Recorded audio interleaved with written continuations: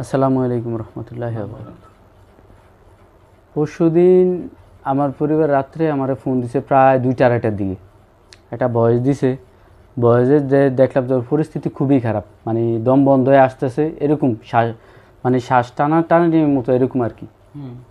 তা আমার বাড়ি তো চাঁদপুর, আমার পরিবারের বাড়ি হলো রায়পুর। ও রায়পুর ওইখানে চাকরি করে। তা আমার বিগত 2 মাস চাকরি না থাকার কারণে আমি বাড়িতে চলে আসছি। তো আমার ফোন দেওয়ার পরে বয়সটা পাওয়ার পরে আমি থমকে গেছি রাত্রে, তখন প্রায় 2টার কাছাকাছি। তারপরে আমি রওনা দিই। আমার কাছে টাকা ছিল না, আমার ছোটো ভাইয়ের কাছ থেকে 500 টাকা নিয়ে তাড়াতাড়ি আমি রওনা দিই। তো ওই চাঁদপুর থেকে লঞ্চ ঘাটের যেই লঞ্চের যাত্রীগুলো আসে না, ওই যাত্রীর সাথে আমি চলে আসি। আইসা দেখি ওর অবস্থা খুবই করুণ, একটা ভাতও খাইতে পারে না, বুকে বান। হঠাৎ যাই গেল, দিন ভালো গেল, দুপুরবেলা ও অজ্ঞান হয়ে গেছে। হাসপাতালে যে জায়গায় চাকরি করে, খবর দিলে আবার ওইখানে দৌড়ে গেলাম, দেখি একই অবস্থা, অজ্ঞান হয়ে যায়। আর দমটম নিঃশ্বাস, শ্বাসের রোগীর মতো আর কি। ওইখান থেকে বাসায় আনার পরে আমি বলতেছি আপনার কথা যে হুজুর কাছে নিয়ে যাম, হঠাৎ চেঞ্জ অন্যরকম কথাবার্তা বলতেছে, তুই রুগী বাসাতে বাড়ি থেকে দিমু না আমরা। মানে আমি আর থমকে গেছি, কে রে আমার রুগী বাই করতে দিব না? কইতেছি কেরা তোরা? তা আমার বলতেছে যে আমরা 3 জন আসছি। কি জন্য আসছ? এই রুগীর মাইরে ফেলবো 3 দিনের মেয়েদে, আজকে লাস্ট দিন, তুই চলে যা, তোর লিগে কিছু করতে পারতাছি না। আমি তো ভয় পেয়ে গেছি 3 দিনের মেয়েদে। আমি কি করবো? যাক, আল্লাহ তো সাহায্য চাইছি, চাওয়ার পর অনেক কষ্টে মষ্টে ওরে নিয়ে আমি চাঁদপুর চলে আসি। মানে রুগী বাইরে এক পদে বাইরে হইতে দিব না।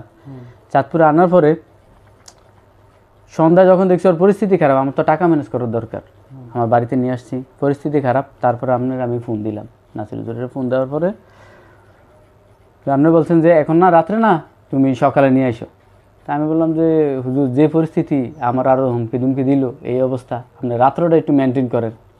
তারপরে আপনি ফোনের লাউড স্পিকার বললেন যে লাউড স্পিকার দিতে, লাউড স্পিকার দেওয়ার পর আপনি আল্লাহর কালাম করে যেরকম কাজ করলেন, ওই সময় এরপরে পানি ভরার সাথে পানি রাখলাম, পানি ভরা দেওয়ার পরে এই যে সুস্থ, আলহামদুলিল্লাহ এই পর্যন্ত। আপনি বলছেন যে আজকে নিয়ে আসতে, এই কারণে নিয়ে আসলাম রুগী।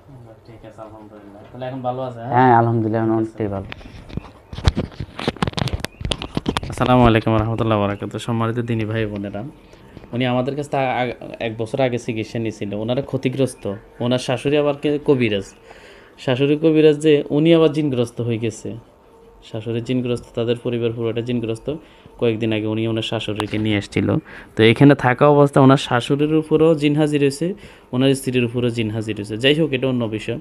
তো এখন গতকালকে আমরা যে জিনগুলো আসছে, এগুলো আমরা তৎক্ষণাৎ বন্দি করছি। তার যে বান মারা ছিল, যেটা ছিল উপস্থিত ক্ষেত্রে সুস্থতার জন্য যা করা সব করছি। এবং কি আলহামদুলিল্লাহ, এই কাজ করার পরে আজকে আর কাজ করা লাগে নাই। আজকে বসাইছি, কিন্তু দেখা গেছে তার উপরে কোনো জিনের আসন নাই।